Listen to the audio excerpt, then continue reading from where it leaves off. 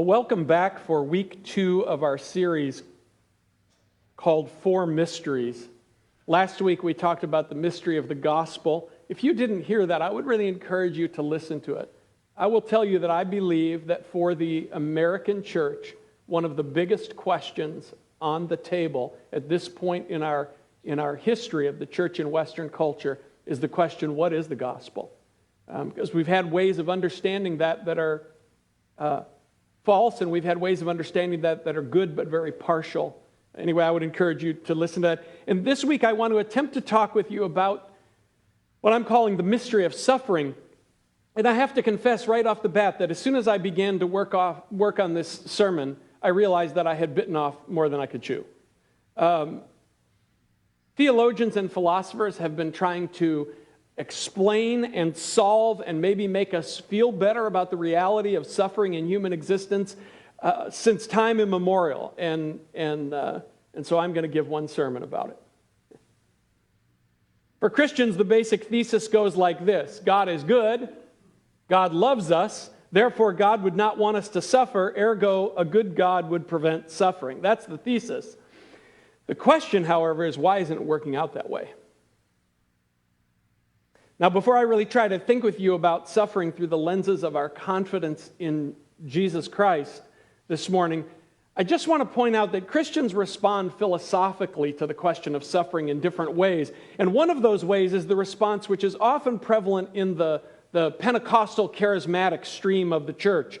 And that response essentially says, Jesus won the victory for you, so you should never get sick, and if you do get sick, you should be healed very quickly if you have enough faith, and you should never live in want or poverty. You should always be living in prosperity. In other words, as a Christian, you really should not suffer because Jesus won the victory, and you should be past all that. And as much as I want to believe this, and as much as I have tried to believe this, tried hard, in earlier seasons of my journey, it has two strikes against it. The first is that it just doesn't really pan out. There are no simple formulas that guarantee healing, prosperity, or escape from the seeming unpredictability of life. And second, that kind of theology just doesn't do justice to the honesty of Jesus and the New Testament writers that we will face trials, that we will face difficulties. I could quote Paul, James, and Peter on this point, but it's probably sufficient just to speak the words of Jesus in John 16:33, where he says, "In this world you will have trouble." His very next words are, "Take heart, for I have overcome the world." But of course, we must wonder what that means in the moment in which we find ourselves. It cannot mean the escape from all trouble and suffering, since the apostles confess to experiencing illness, Paul at times poverty, and most of them meeting rather grisly ends, shall we say, on account of their faith. They did suffer, despite what they understood about Jesus having won the victory for us. There's a long story in John chapter 9 about a man whose blindness Jesus heals. But the story begins very unassumingly. Jesus and the disciples are walking along and they see a man who's been blind from birth. And the disciples must recognize this man. They must know him somewhat because they seem to know that this particular man has been blind his whole life. In the previous story in John, where the Pharisees try to stone Jesus to death, takes place in the temple courts. So it's quite possible this is exactly where Jesus and the disciples are, that they're somewhere in the temple vicinity or the temple courts, and that this man is a man who, as blind and lame people often did, who sat at the entrance to the temple courts begging for alms. That's very possible. And so when they see the man, the disciples ask Jesus this question: "Rabbi, who sinned, this man or his parents, that he was born blind, that he suffers in this way?" It was a prevalent piece of Jewish theology in Jesus' day that all sickness could be traced back to someone's specific sin. So the question wasn't whether sickness came from sin, it was, well, whose sin? Some Christians from time to time still fall into this kind of thinking, and it's a little bit tricky because I wouldn't want to say that a person's life and choices, and I don't just mean things like their diet, but things like bitterness and resentment or any of a number of other emotional or psychological dispositions couldn't affect a person's physical health. They can. We know a lot more today about these connections between the mind and the body than ancient people did. But the assumption of the theology resident in the disciples is that when people sin, God strikes an active blow of judgment against them and gives them illness. I don't believe that.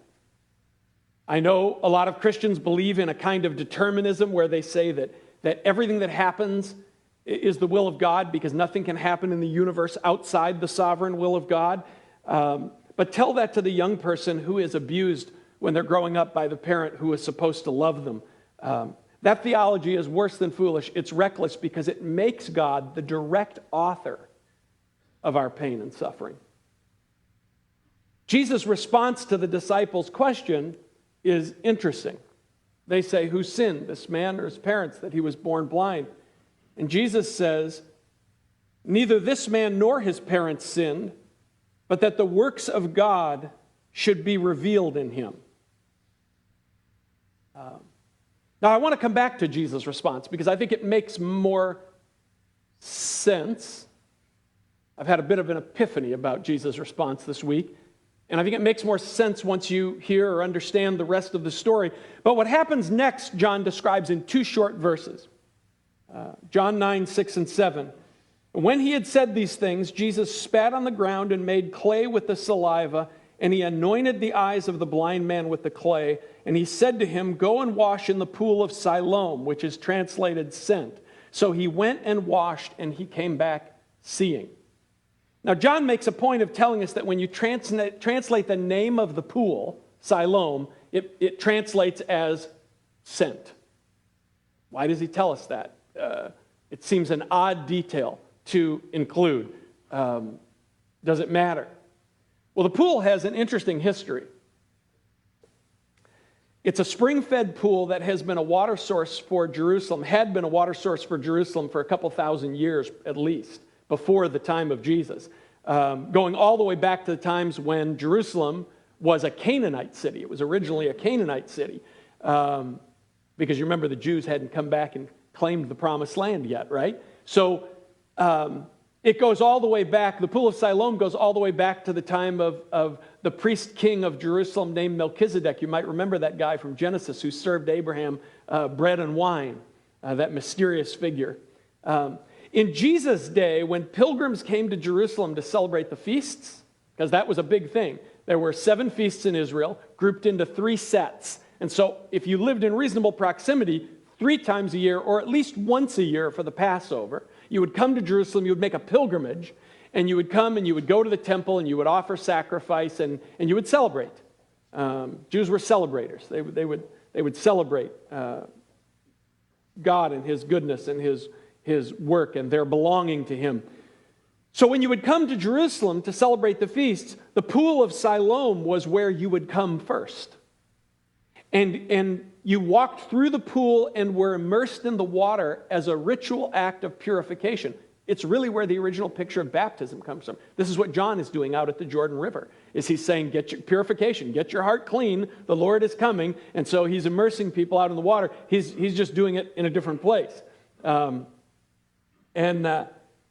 you would walk through the pool as this act of purification, and then you would start your ascent up the hills to the outer courts of the temple. There's almost a sense of reversal in the story. Normally, you would go from the pool to the temple, and in this story, Jesus is sending the man from the temple back to the pool. Now, the distance as the crow flies from the Temple Mount to the Pool of Siloam is about 7 football fields. Not too bad a walk. But the drop in elevation is 400 or 500 feet over that distance, with lots of turns, different roads and alleyways you have to take, and lots of steps. And the man would have needed help, and he would have needed to ask for directions. And when he got to the pool, he would have had to descend those uneven turning steps. The pool was buried for hundreds of years. This photo is actually after it was excavated. In the time of Jesus, there were about 3 times as many steps like that to get down into the pool. And he's blind. This is what he has to do.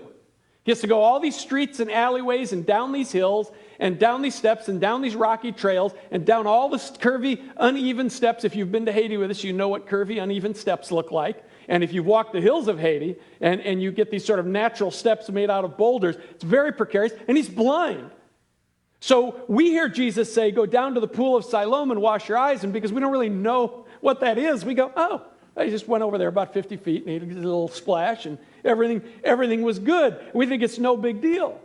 But it would be like if I brought you up here and I put a blindfold on you, and I said, hey, there's this place down in Shorewood that I like to go and pray. It's kind of holy to me, and it's on the river. There's water, so it's kind of like the pool of Siloam, Hamel Woods, and you need to go down there, and you need to wash in the water there. And so what you're going to need to do with this blindfold on is you're going to have to walk to Shorewood, and then you're going to have to make sure you take the proper turn. And then the road splits when you get in the park, so you got to make sure you take the right split. And then you have to figure out there's just these unmarked entrances into the woods. So you're going to have to find the right one. Then once you're in the woods, you're going to go down a steep hill. And there are some stairs, but they're precarious. And then you're going to have to cross a creek. And then you're going to have to go up the stairs on the other side, but there's not stairs in all parts of it. And it turns, and then when you get to the top, you'll know that you're in the right place because of all these big boulders. And then you have to go down an extremely steep hill to get to the water.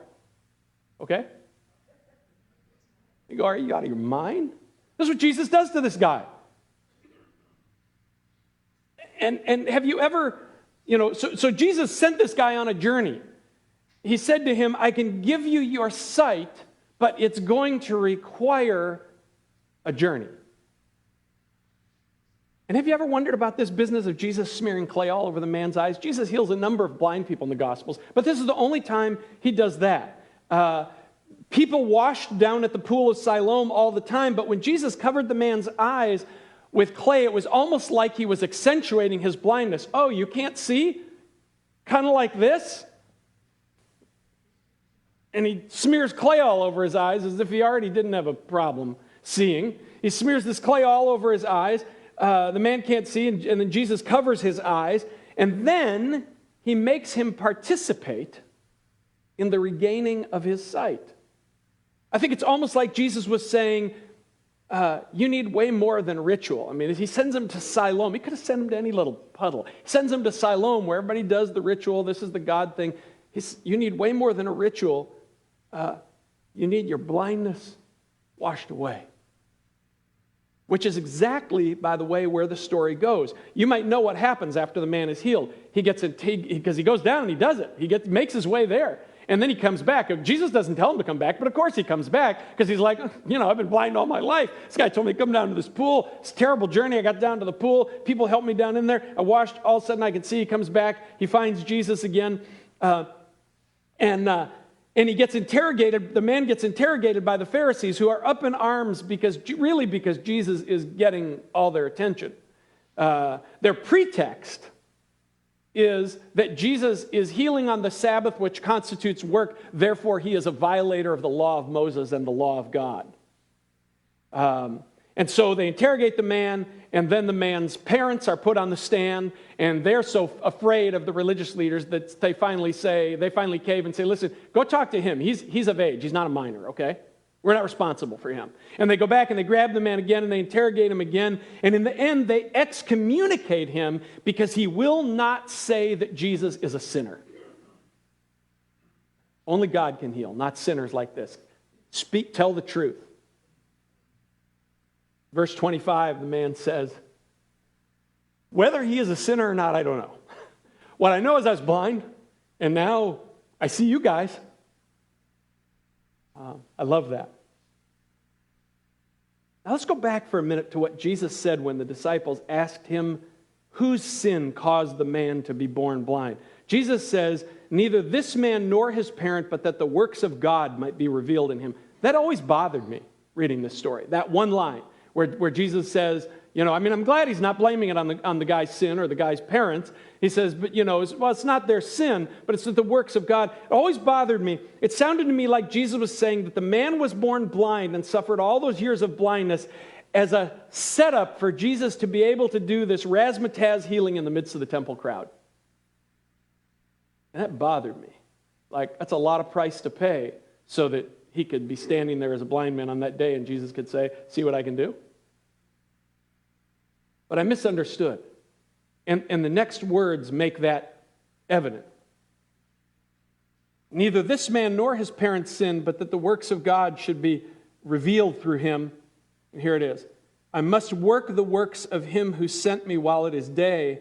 The night is coming when no one can work. As long as I am in the world, I am the light of the world. Jesus doesn't say, well, he's not saying, well, I have to be busy because, there's lots of blind people and lame people and people with leprosy, and I don't know how I'm going to get it all done. He's saying, I have to do the Father's work because the Father's work is for the light to come into the world, which completely fits with the thing Jesus says at the end of the whole story. He says your Bible says for judgment, we hear that word a certain way. A better word would be discernment or sorting it out. For discernment I have come into the world, that those who do not see may see, and those who claim to see may be revealed to be blind. This whole story is about our need to be healed of our blindness in life, about how we're going to need to participate in that healing, and about the fact that it's going to be a journey. In fact, as we encounter Jesus, this is the journey on which each of us is being sent. And all along the way, there's going to be some stumbling and some pain and some confusion, and we're going to need help, and God is going to use all the hardship of this journey as part of the process of getting us there. That truth is at the core of how I process pain and struggle as a follower of Jesus. The Apostle Paul puts this in powerful prosaic language in his 2 Corinthian letter in chapter 4, where he says, therefore we do not lose heart. This is after he talks about all kinds of suffering in his life. Therefore we do not lose heart, even though our outward man is perishing, yet our inward man is being renewed day by day. Listen, for our light affliction, which is but for a moment, is working for us a far more exceeding and eternal weight of glory. There is a sense in which that statement is offensive. Think of the suffering in the world. Think of whatever your own worst suffering has been. Paul just called it light affliction. But he did so because he sees what we really are and what God is remaking us into as he brings us back to life and restores us in Jesus Christ. And so, and he sees that eternity is huge compared to the brevity of this human earthly sojourn. And so he audaciously calls our afflictions and his own afflictions, maybe that's the thing to remember, his own afflictions, which he has just listed for us, he has the audacity to call them light and momentary because they are part of, how does he say it? For our afflictions are working for us a far more exceeding and eternal weight of glory. They are part of the process. There are a lot of things when we talk about suffering that I cannot explain to you. That's why I knew I bit off more than I could chew with this sermon. If you want Fran Lehman, the Christian, with a buttoned up and tidy Christian answer that will make you feel better about all the terrible and inexplicable things that happen in the world, then you have to go about 30 years back to find that Fran Lehman. I thought that was kind of funny. There are a lot of things when we talk about suffering that I can't explain to you.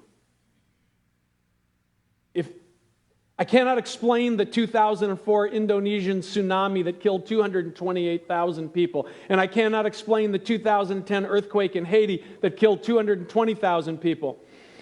In 2016, after Hurricane Matthew, Scott Derengowski and Kenny Sharp and I hiked through the mountains of southern Haiti. The area where we work was top dead center for Hurricane Matthew. And we visited people whose houses had flown away into the sky and who were literally living in a foot or two of mud. Did they deserve that? I don't think so. I can't explain children born with birth defects. I can't explain cancer.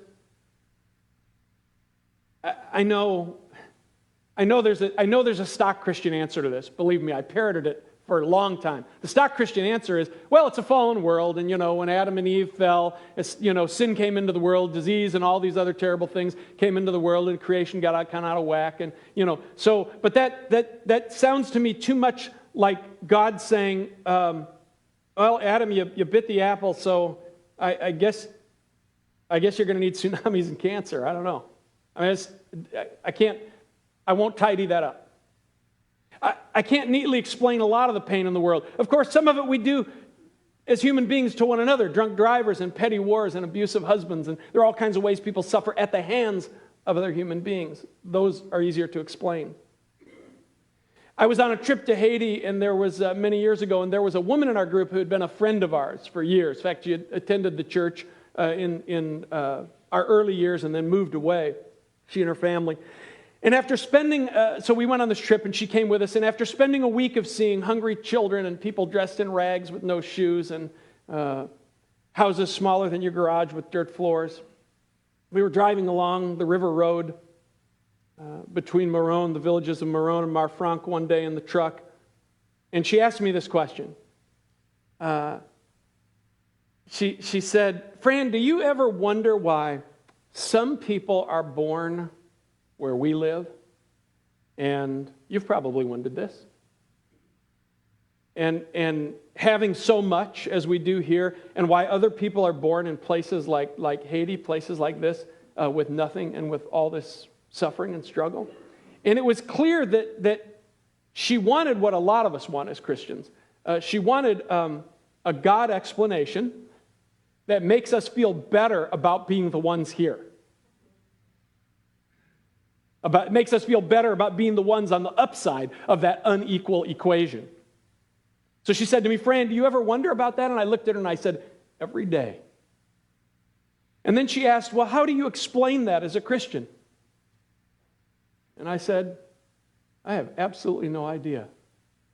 But I'm pretty sure that when we get to the eternal state of things, that these people are going to have the best seats at the banquet table and the biggest houses. That's what seems probable to me. The only thing that gives me comfort in the face of all the seemingly nonsensical suffering in the world as a Christian is the fact that I believe in a God who, unlike all the other gods of history, entered into the human equation, became one of us, showed compassion to people in pain, and shared in the sorrow and suffering, even to the point of death. Peter Kreeft, a wonderful Catholic theologian, goes so far as to say that when we look at the cross, if God is not on the hook, then God is not off the hook, but God has entered into our suffering, and so Jesus is the tears of God.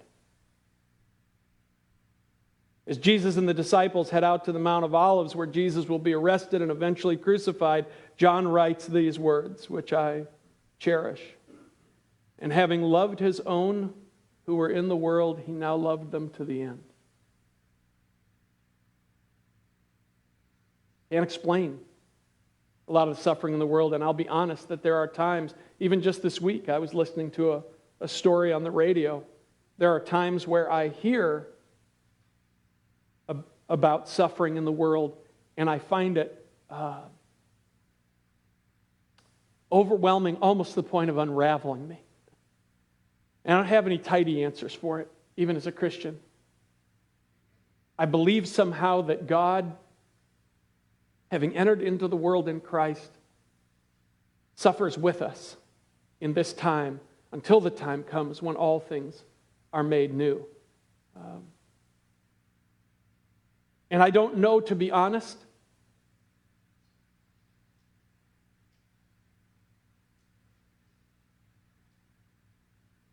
if there were not a faith like Christianity, with a God who has entered in and shared in the suffering of his creatures, I don't think I would be a theist.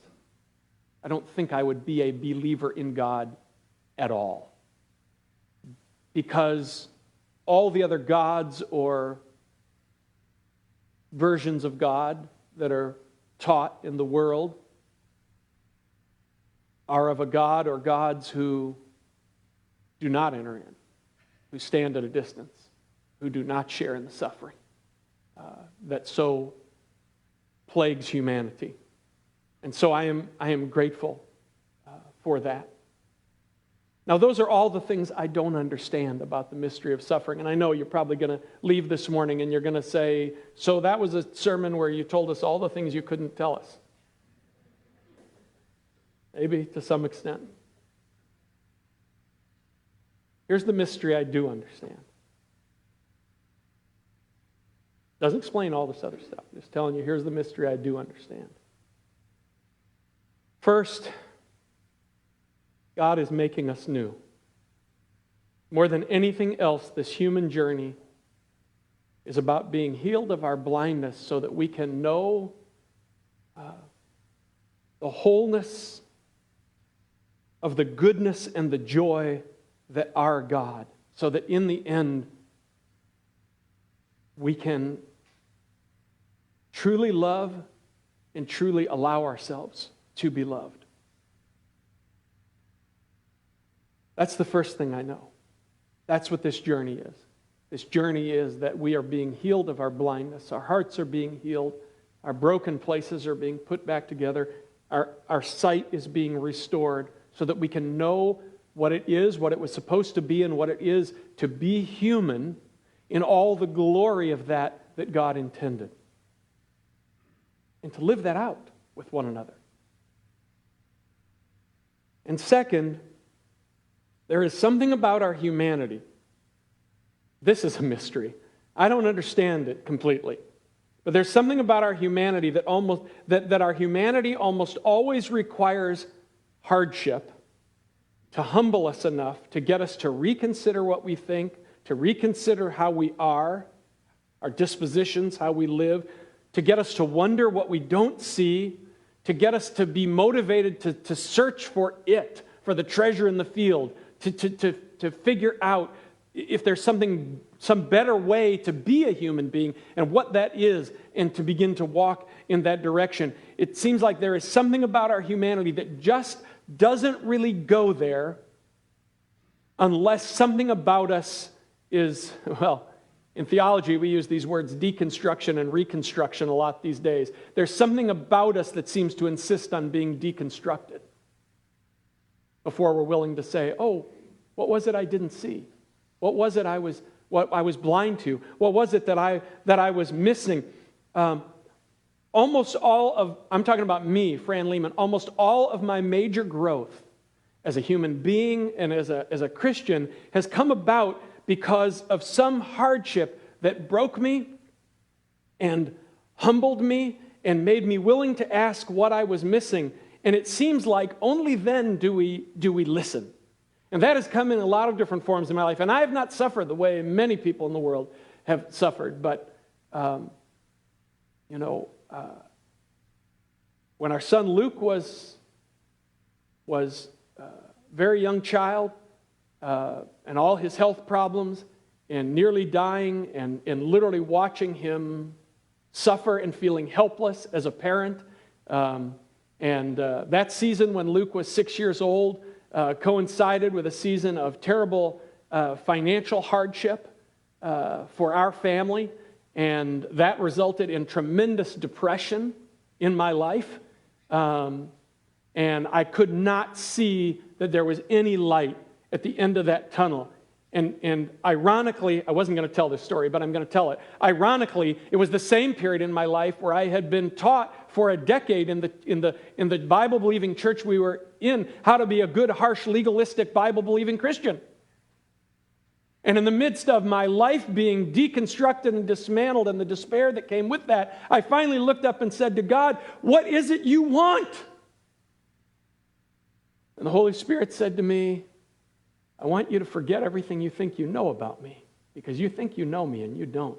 Boy, that's hard to hear when you're the guy who can quote the Bible to all your friends. You think you know who I am, but you don't. And there have been times, or Linda and I have gone through, I always say, we're going to be married 40 years this year, and I always say, we've had in those 40 years, we've had three hard seasons. We've always loved each other. There have been 3 seasons we didn't like each other. That's the truth. Well, you probably always liked me because I'm pretty likable, but no.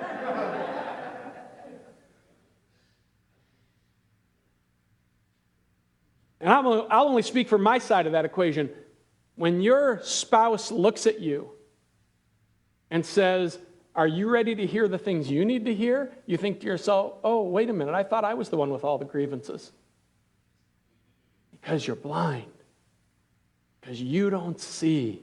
Because there's things you haven't figured out. Because you're living from too much fear and too much selfishness. And God is saying, I made you way more glorious than this. This is what I'm going to do. But somehow, and I don't understand this mystery. I don't there's this part of me that just wants to look at all of us as human beings and say, can we not figure this out without having ourselves devastated first? The answer seems to be no. C.S. Lewis said, pain is God's megaphone to rouse a deaf world, and a deaf Fran Lehman. So yes, it sucks that we have to be sent on this stumbling, humbling journey with twists and turns and crooked steps in order to be washed, in order to see, in order to be made new. But if you want to see, you have to go to Siloam. You know, we live in such a microwave culture, don't we? You know, that's probably the wrong analogy for this time. Microwave's been around a long time. We live in a smartphone culture. What do I need to know? Google? You know? Google will tell me in like 3 seconds, right? Everything is quick, quick, quick. Well, let me tell you something. If you want to be made new as a human being, see, human beings don't get cooked in microwaves and they don't get fixed on smartphones. Want to be made new as a human being, you have to go to Siloam. You have to be willing to be sent on this kind of a journey. Because Jesus says to us, for this I came into the world, that those who do not see may see, and that those who claim to see may be revealed as blind.